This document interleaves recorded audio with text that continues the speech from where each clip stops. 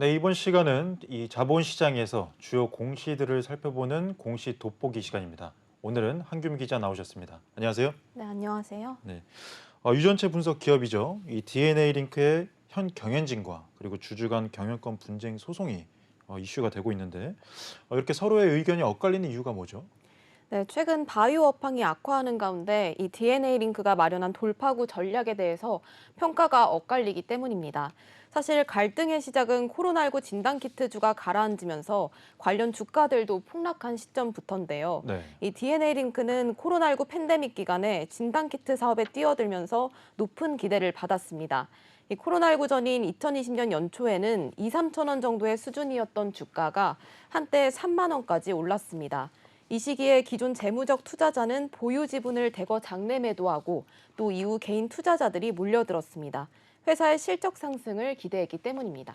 2천 원에서 혹은 뭐 3천 원 사이에서 이 한때 3만 원까지 올라가면 상승률이 이 1000% 이상 됐다라는 네. 건데 코로나가 잠잠해지면서 이후 주가는 좀 떨어졌습니까?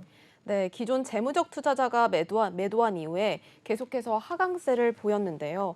3만 원까지 올랐지만 결국 다시 3천 원 안팎으로 꺾였습니다. 네. 코로나19 이전부터 장기 보유해왔던 소액주주와 팬데믹 기간에 추가 유입된 소액주주들의 불만은 더 높아졌고 그러면서 갈등이 시작됐습니다.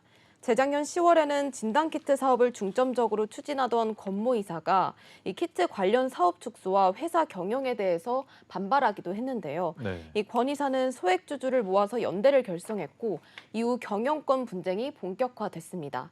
소액주주 연대가 임시주주총회에서 경영진 교체를 시도했지만 의결 정족수 부족으로 무산됐습니다. 네. DNA 링크의 이 돌파구 전략을 두고도 이 평가가 엇갈리기도 했는데 이 회사에서 인수합병을 추진했었죠. 네, 네. 어떤 인수합병이었나요? 네, DNA 링크는 지난해 두 개의 다른 법인 지분을 잇따라 인수했는데요. 네. 지난해 4월에 60억 원 규모의 전환 사채를 취득하는 방식으로 엔터미디어 지분을 취득했고요. 같은 해 11월에는 선박업을 영위하는 국민 비투맨 지분을 40% 취득했습니다. 이 본업과는 관련이 없는 회사들인데 이 네. 왜 인수한 거죠? 네, DNA 링크 경영진 측은 엔터미디어가 사옥 확보를 위해서 필요한 인수였다고 말했습니다. 네. DNA 링크는 기존 임대차 계약 종료로 새 사옥을 구해야 하는 상황이었는데요. 네. 이 사옥 매도를 희망했던 엔터미디어 측과 협상을 진행하던 중 절세 효과를 위해서 기업 자체를 인수하고 사옥을 우회 취득하기로 한 겁니다. 또 유전자 분석 관련 본업은 장시간 비용 투입이 필요하기 때문에 국민 비투맨 인수를 통해서 이렇게 이익을 창출하려는 것이라고 언급했습니다. DNA 링크 관계자는 바이오 사업은 장기간 연구와 비용 투입이 필요해서 체력적인 기반을 만들어야 했다고 언급했습니다. 또 당장 수익을 낼 바이오 회사는 찾기가 쉽지 않다고 말했습니다. 이어 최소의 비용으로 회사의 사옥 자산을 마련하고 이익을 내는 선박 자회사로 재무적 안정을 목표한 것이라고 언급했는데요. 본업에 투자하기 위한 전략적인 결정이었다고 강조했습니다. 아무래도 이 회사가 본업과 관계없는 회사를 인수하다 보니까 이 주주들과 좀 반발과 충돌이 있었을 것 같은데 네. 이 주주들 입장은 어떤가요? 네, 아무래도 주주들은 본업과 전혀 관계없는 회사를 인수한 것에 대해서 이해할 수 없다며 문제 제기를 하고 있습니다. 네. 한 소액주주연대 관계자는 수년 전에 주주들에게 만 원대로 290억 원 규모의 유상증자를 받았다며 회사 사업에 투자하겠다고 받아간 자금을 엉뚱한 기업 인수에 쓰는 건 상식적이지 않다고 말했습니다.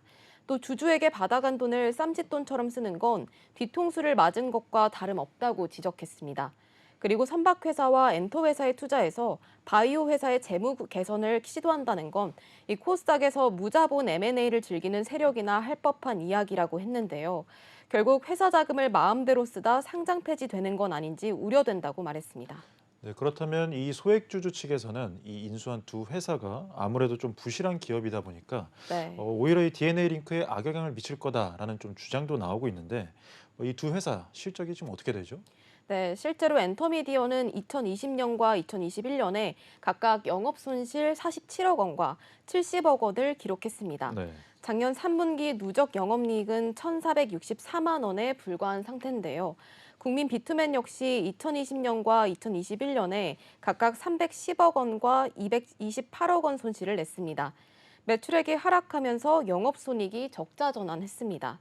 하지만 D&A링크 측은 이들 기업이 작년과 올해 조직 개혁을 통해서 재무 구조 개선에 도움을 줄 거라고 해명했습니다.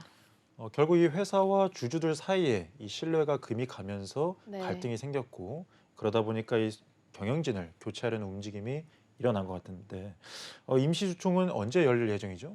네, D&A링크는 다음 달 9일에 경영진 교체를 주요 안건으로 하는 임시 주주총회를 개최할 예정입니다. D&A링크 창업주인 이종은 대표와 경영진 3명의 해임건을 논의하는데요. 주주 측 추천 인사를 포함한 신규 이사 선임건도 함께 논의하게 됩니다. 네. 임시주총에서 이 표가 어떻게 나뉠지 살펴봐야 될 것 같은데 이 네. DNA 링크 지분이 현재 어떻게 구성되어 있죠? 네, 지난해 3분기 말 기준 D&A링크의 지분은 소액주주가 94.24%를 차지하고 있습니다. 네. 소액주주 중 63인이 주주연대를 구성했는데요. 이들은 22.12%의 연대 지분을 확보했고 경영진 교체와 경영권 확보를 목표로 하고 있습니다. 반면 이 대표와 특수관계인인 이종화 측은 각각 4.4%와 0.28%의 지분을 갖고 있습니다. 대응력이 매우 낮은 상태인 건데요. 주주총회에 참여하는 주주들의 과반 표심에 큰 영향을 받을 전망입니다. 네.